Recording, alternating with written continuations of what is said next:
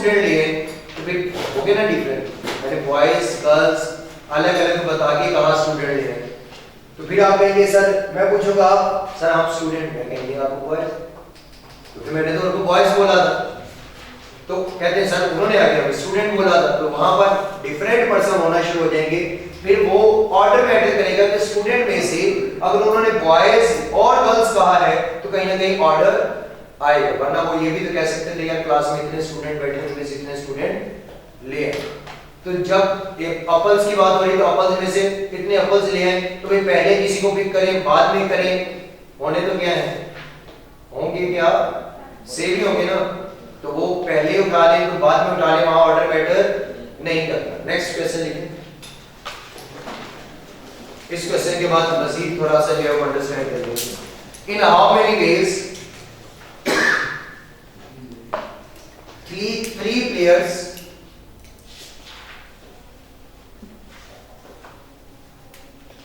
can be selected from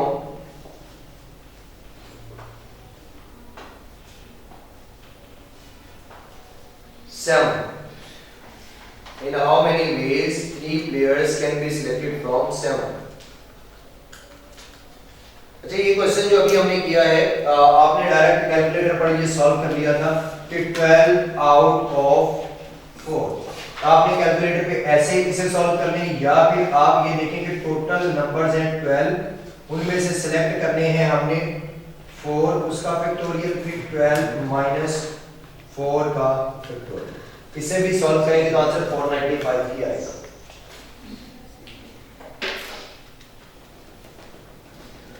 ji ji answer क्या निकला? 35। ये क्वेश्चन था किसका? कॉम्बिनेशन का। अब अगर आप देखें तो उसने कहा कि आपने 3 प्लेयर्स सिलेक्ट करने हैं और वो कितने प्लेयर्स में से होने चाहिए? 7। तो प्लेयर्स में से प्लेयर्स सिलेक्ट करने हैं, उसने ये नहीं बताया कि आपको बैट्समैन सिलेक्ट करना है, आपको बॉलर सिलेक्ट करना है, आपको कीपर सिलेक्ट करना है, और अगर आपको बॉलर सिलेक्ट करना है तो आपको लेफ्ट आर्म करना है या राइट आर्म करना है, स्पिन बॉलर करना है, मीडियम फास्ट करना है या प्रीमियम फास्ट करना है।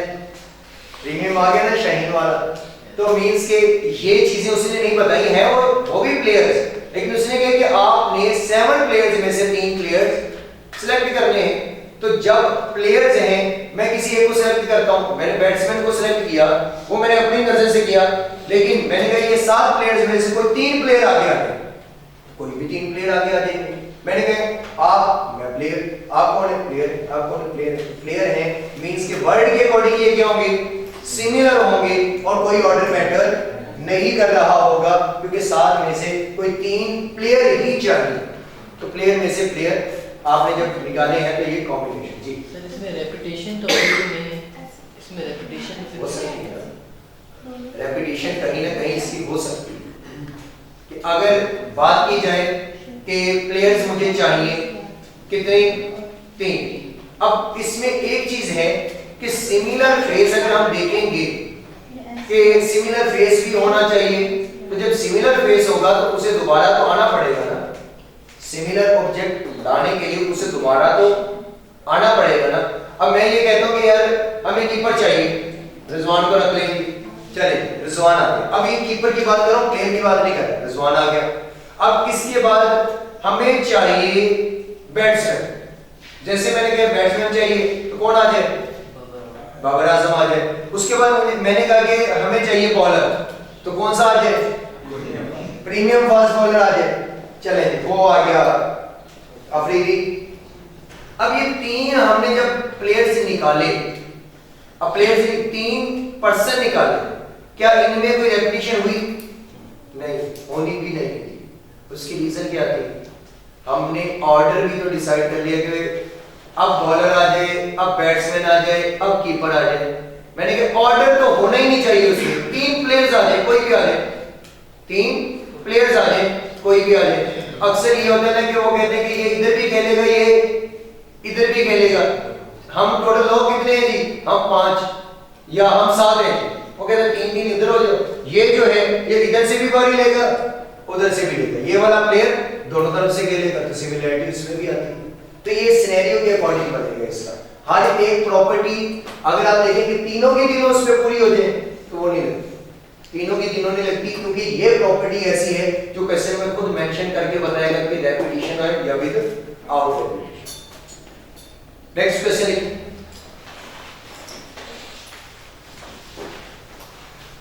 in how many ways 5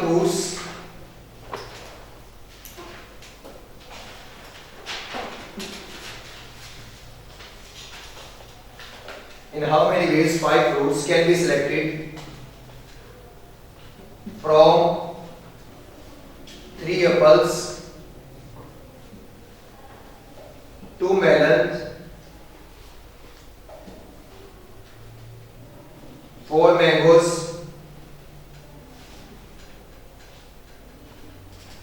and 1 pineapple.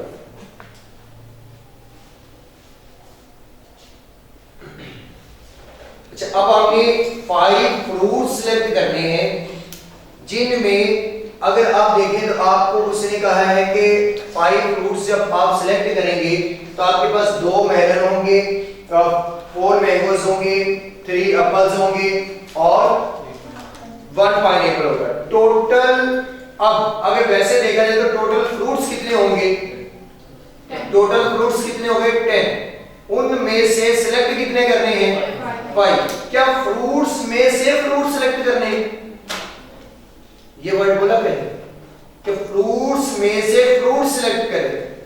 अब अगर आप देखें, चले फ्रूट्स में से फ्रूट सिलेक्ट करता हूं, मैं कहता हूं कि जी 4 आ गए। अब पहले क्या है? 4 3 नहीं 4 मैंगोज, मैक्सिमम 4 मैंगोज है ना, तो 4 मैंगोज आ गए, 1 पाइनएप्पल आ गए, 5 हो गए, फ्रूट हो गए। क्या सिमिलर हुए? 4 तो सिमिलर है ना, 5वां डिफरेंट, तो जब डिफरेंट इधर है ही नहीं तो कॉम्बिनेशन का तो है ही नहीं। तो अगर फ्रूट होता, फ्रूट में से 10 फ्रूट में से 5 फ्रूट नेम ना बताए होते तो फ्रूट ही था, लेकिन अब नेम बता दिए कि एप्पल्स, मैंगोज, पाइनएप्पल, उसके बाद मेलन, ये आपके पास है वो 4 तरह के फ्रूट हैं, इनमें से 5 फ्रूट निकालने हैं।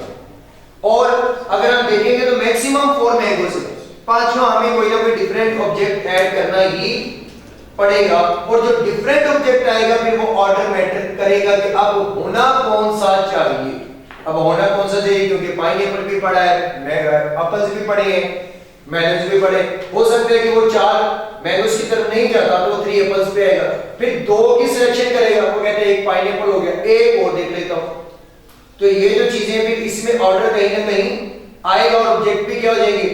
डिफरेंट हो जाएंगे। तो ये क्वेश्चन किसका होगा? कॉम्बिनेशन का। तो करें सॉरी कॉम्बिनेशन का, परम्यूटेशन का। सर अगर सिलेक्ट करने को 5 फ्रूट्स या 4 फ्रूट्स करें तो हम 4 मैंगोज ले लेते हैं, सिमिलर ऑब्जेक्ट्स हो जाएंगे। फिर भी ऐसे नहीं था। अब आपने 4 में जो है ना वो मैंगोज की तरफ गए। अब अगर मुझे कहते शायद मैं मैंगोज ना परचेस करता, मैं कहते यार मुझे चारों क्या करने, मैंने बनानी फ्रूट चाट, मैं तो लूंगा एक। तो ये प्रोबेबिलिटी में तो सिनेरियोज है ना, क्या क्या हो सकता है, कितने पॉसिबल वेज बन सकते हैं, निकाल भी तो पॉसिबल वेज रहेंगे ना। आप एक सोचा है, मैंने अभी एक सोचा था 4 मैंगोज 1 पाइनएप्पल, दूसरा मैंने क्या सोचा होगा 4 मैंगोज 1 पाइनएप्पल 1 एप्पल। तो ये जो चीजें ये मैंने 2 अभी सोचे, इसी तरह कितने पॉसिबल वेज होंगे जो डिफरेंट पर्सन सोच के बैठे होंगे कि अगर इनमें से मैंने 5 सिलेक्ट करने हुए तो कौन से करूं, और होंगे डिफरेंट। निकालें क्या निकला आंसर 25 का? 30,000 to 40। 30,000 to 40। सर फिर जो हमने कल क्वेश्चंस किए थे उसमें रेपिटेशन भी थी वर्ड्स में और नॉन रिपीटेड वर्ड्स में, तो जो रेपिटेशन वाले हैं वो कॉम्बिनेशन में आएंगे। जो कौन से वर्ड्स? वो तो टाइप्स ही उसकी थी ना, वो तो परम्यूटेशन की ही 2 टाइप्स थी कि परम्यूटेशन या नॉन जीरो डिजिट में होगा या परम्यूटेशन वर्ड्स में होगा। कॉम्बिनेशन में तो ऐसी की बात ही नहीं। मतलब ये एक हिंट है कि जब आपको डिजिट में या आपको वर्ड्स में कोई ऐसा जो पॉसिबल वेज पूछे, इट्स मींस कि ये परम्यूटेशन का है, उसमें ये रेपिटेशन और ये चीज नहीं है, वो परम्यूटेशन का है, वो उसकी 2 टाइप्स हैं उसकी। लेकिन कॉम्बिनेशन की कोई काइंड नहीं है उसकी प्रॉपर्टीज में, बाकी क्वेश्चन करेंगे तो वहां से आइडिया होगा। नेक्स्ट क्वेश्चन लिखिए।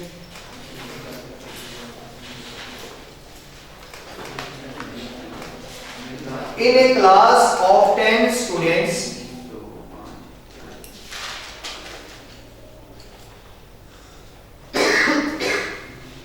in a class of 10 students, out of which 4 are girls,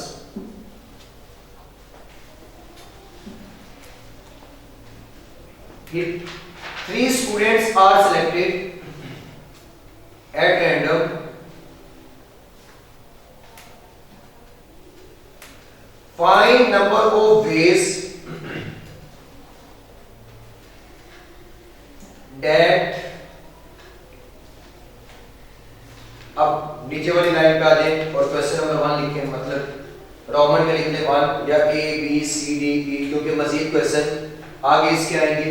क्योंकि आई कैट में ये क्वेश्चन ऐसे बनेगा कि जैसे अभी मैंने इतना लिखवाया कि class of 10 student out of which 4 are girls, 3 students are selected, find number of ways that 2 girls are selected। जैसे अभी मैंने क्वेश्चन लिखवाया ऐसे आ सकता है, ये इससे आगे लिखवाऊंगा तो इससे आगे होगा। तो पहला है 2 girls are selected, फिर सेकेंड है जी 2 लाइनें छोड़ के उसके बाद लिखिएगा at least 2 boys are selected, at least 2 boys are selected,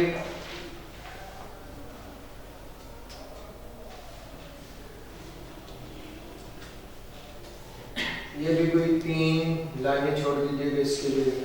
फिर है जी at most 2 girls are selected,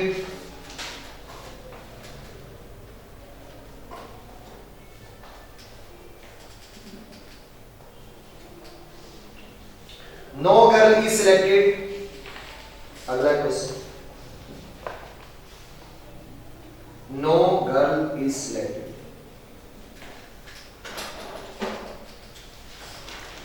फिर all boys are selected।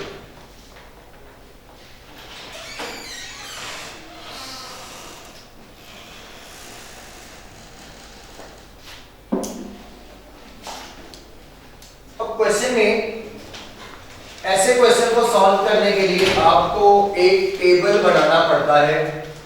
उस टेबल को नेम देते हैं कॉन्टिंजेंसी टेबल, नेम देते हैं कॉन्टिंजेंसी टेबल। कॉन्टिंजेंसी टेबल हम कहते हैं कि जिसमें 2x2 का कोई 2 रोज 2 कॉलम हो, 3x3 या 3 रोज 3 कॉलम हो, ऐसा कोई टेबल अगर हम बनाते हैं तो उसे कहते हैं हम कॉन्टिंजेंसी टेबल। अब अगर आप देखें तो इसमें हमें बताया गया था कि टोटल स्टूडेंट्स कितने हैं? 10। ये टेबल समझ लीजिएगा क्योंकि आगे सारी प्रोबेबिलिटी इसी पे ही, इसी टेबल से रिलेटेड ही होगी।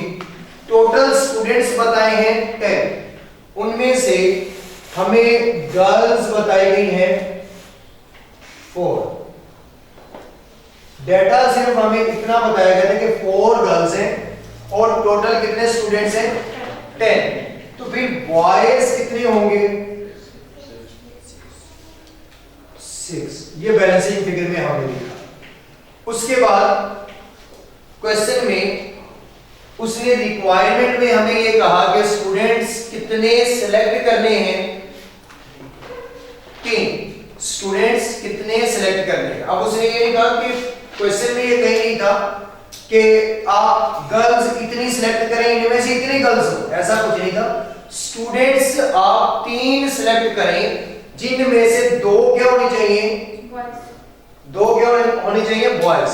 तो हमने कहा टोटल 10 स्टूडेंट्स में से कितने स्टूडेंट सिलेक्ट करने हैं? 3। टोटल 10 स्टूडेंट्स में से हमने 3 स्टूडेंट सिलेक्ट करने हैं और उन 3 में से उसका फोकस किसकी तरफ है? बॉयज की तरफ। उनमें से कितने होने चाहिए? उनमें से कितने होने चाहिए?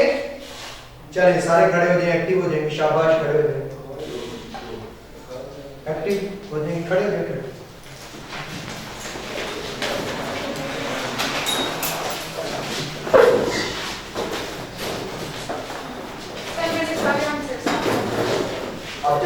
अगली दफा बोला किसी की तो आवाज नहीं है।